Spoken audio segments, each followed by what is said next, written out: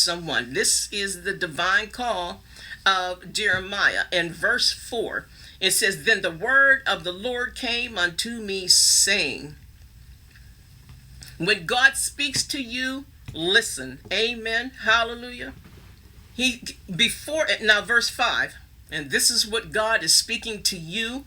It's real. And he knew you. He sent you here. Amen. He said, "Before I formed thee in the belly, I knew thee.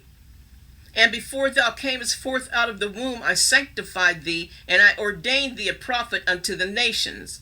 This is his calling. God has anointed us to speak the word of God before he even put us in our mother's womb. I don't care how bad your mother was. I don't care how bad your father was, what your background is, what is generational.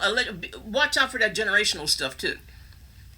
Because God anointed you before he sent you here on earth. Amen. Okay, the Creator sanctified you as a prophet before he sent you here.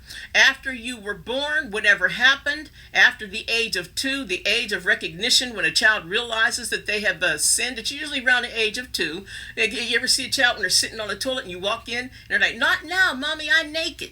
And that's what they begin to notice at around the age of 2-ish, 3-ish. Okay?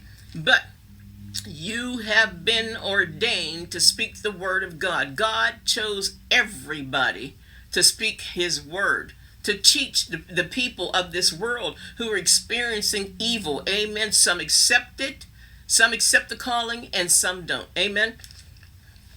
All right. That is your divine call. And then you want to write down Isaiah 49, 1-2 as well. All right, Isaiah 49, 1-2. Hallelujah. Amen. "And before I formed thee in the belly, I knew thee.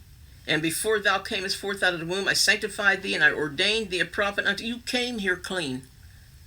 You came here spiritually clean. Amen. What you did after that, that's between you and the Lord. Amen.